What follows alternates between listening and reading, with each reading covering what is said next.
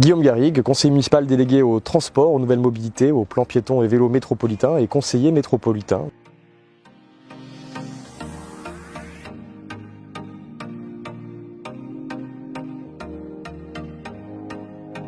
Il faut savoir qu'on est sur une gare qui est fermée depuis de nombreuses décennies et aujourd'hui on a un beau calendrier, une réouverture en 2025 de cette gare de la Médokine.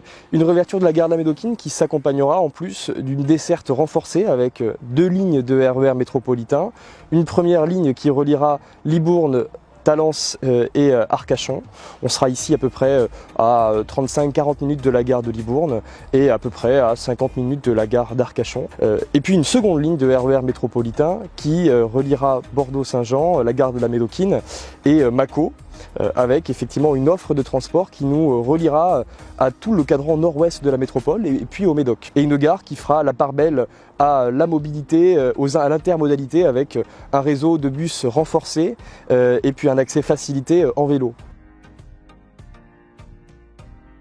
Le bus express, anciennement appelé le BHNS, le bus à haut niveau de service, c'est une ligne de bus qui sera effectivement en grande partie en site propre. Plus des 3/4, voire plus de 80% de son tracé se fera sur des couloirs de bus. C'est une ligne qui circulera, qui reliera la barrière Saint-Augustin, l'hôpital Pellegrin, la gare de la Médokine bien sûr, les arts et métiers, Thouars, et qui ensuite se coupera en deux avec un terminus au niveau de l'échangeur de la Rocade près de la zone d'activité Madère en traversant le cœur de Thouars, et puis une deuxième branche qui poursuivra son trajet vers la ville de Gradignan. On sera sur une ligne qui sera beaucoup plus qualitative que la Liane 8 puisque d'une part nous aurons une fréquence plus importante, 5 minutes en heure de pointe sur le tronçon central, ce qui sera effectivement une très belle avancée pour notre territoire, et puis des bus qui seront aussi beaucoup plus agréables, repensés avec une mobilité électrique ou à hydrogène, c'est en réflexion, pour que le bus soit effectivement plus respectueux de l'environnement.